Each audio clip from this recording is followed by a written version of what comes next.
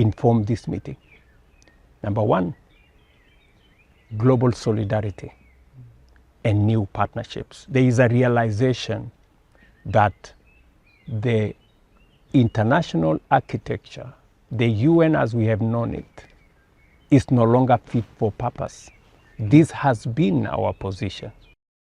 And therefore, there is a reality that people are living with. Many people thought, for example, that you can solve global conflicts in days or weeks. We have seen what is happening in Ukraine. We have seen what is happening in Iran. So there is a new reality that we all must face, that a new world order is necessary that deploys new tools for engagement. This is a most consequential and significant meeting, especially happening against the background of what is happening globally. And for us in the African continent, it is a build-up from where we were in 2023. First, we convened the Africa Climate Summit in Nairobi that brought together African heads of states and stakeholders to discuss and consolidate our position, ideas, and suggestions on how climate change and the effects of it were affecting not just us, and Africa did not need to continue just being a victim, but a significant contributor to how a solution could be found.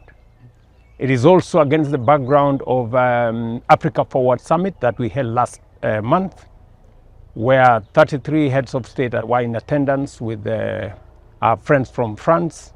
And again, we built consensus on where is Africa going, how is it going to play in the global scheme of things. We come here with very clear ideas. Number one, there will be 3 sessions. Session number 1 will be about forging new partnerships, international solidarity that is going to inform the new world order. We are also going to be discussing development. We are going to be discussing how we are going to forge a new development paradigm of shared economic activity and shared growth that is global, and who is going to play what. And finally, we're going to be discussing about technology, how e-government, AI technology, governance, how is everybody going to play. You remember very well that Africa was absent when all the other revolutions were being discussed. This 5th or 6th revolution around artificial intelligence and technology, Africa is not just going to be consumer, it's going to be a co-creator. We want to be at the center of it to write the rules together. So it's going to be different because we are structured, we are organized, we know what we want, and we will be putting our ideas, suggestions on the table with the rest of the global leaders. So, Mr. President, we are presenting a new paradigm shift of relationship between Africa and our partners. This is no longer going to be a relationship about dependency. It's going to be a relationship about sovereign equality. It is not going to be a relationship about aid, charity, assistance. It's going to be a relationship that we want about mutually beneficial partnerships. And number 3, our proposal is that extraction is no longer acceptable or tenable. Going forward, we believe that the most consequential and beneficial relationship is through investments that are mutually beneficial, so that African assets, natural resources, vast energy, renewable energy resources, arable lands, and human capital, including market, should be useful not just for us as Africans, but mutually beneficial for those who are going to invest with us. So we are clear on what we have come to achieve and what Africa's position is going to be. Secondly, we will be in the new global order. We believe that a new San Francisco moment is imminent. The world order, as we have known it, is faltering. It is not that it's going to happen, it's already happened. But we also believe that international institutions, including the United Nations, are a necessary imperative. World Bank, IMF, other institutions have a serious role to play. But we need a new relationship. We need a new engagement. Mm-hmm. Africa was not present when these institutions were reconfigured. Mm-hmm. Then, this time round, Africa must be at the center of it. Mm-hmm. We cannot continue to have an international governance order, for example, that is not democratic, that is not representative, and that is not accountable.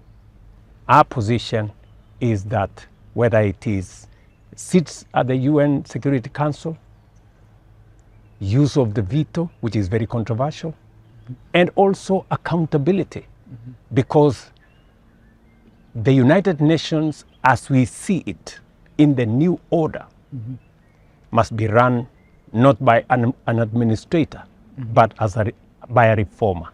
And number two, it must be a UN that is representative, that is democratic, and that is accountable. And this is not about accommodating Africa. No. It goes to the heart of the legitimacy of the UN, of the credibility of the UN, and actually the existence of the UN as we know it. So we are going to have a very candid, forthright conversation with partners. And these are positions we have consolidated. We have built consensus as a continent, and therefore I think it's a great opportunity for Africa, for us to be able to position Africa rightfully in where it truly should be. The huge potential and Africa's contribution to global prosperity. And let me say this, Africa is not a problem to be solved. Africa is an asset. Africa is an opportunity. Africa is not anybody's liability. Africa can actually significantly and will significantly contribute to global prosperity. Why? Number one, we have huge natural resources that can be used, including critical minerals that are necessary for energy transition. We have vast resources of renewable energy from wind, solar, geothermal, hydro, that again are important for the world's prosperity. Number three, it is not possible going forward to discuss world food security without the vast, untapped, arable lands of the African continent. And number three, 40% of the world's workforce by 2050 will live in Africa. 25% of the world's population will live in Africa. Africa is not only going to be a workforce, it is also going to be a market. And therefore, going into the future, we must sort out three significant things. Number one, we must sort out the issue of access to concessional resources to unlock the potential of Africa. We must sort out, number two, that Africa continues to borrow from the international community at significantly high interest rates, even higher than comparable economies everywhere in the world. And number three, we must deal with a mispriced Africa, one that is that global credit rating agencies exaggerate the risk of Africa, and by so doing undermine the opportunities and the prospects of the African continent. These three significant challenges must be addressed, and we have suggestions on how this can be addressed. Number one, we are saying with clarity that Africa is not the risk that everybody wants everyone else to believe. And there are mechanisms that we can de-risk whatever it is that people think is a risk in Africa. There are African multilateral financial institutions that we are building that now can act as guarantors for us to access those resources. Number two, we are also very clear that Africa does not lack capital. We have $4 trillion, for example, in domestic resources, in pension funds, in insurance resources, in central bank reserves,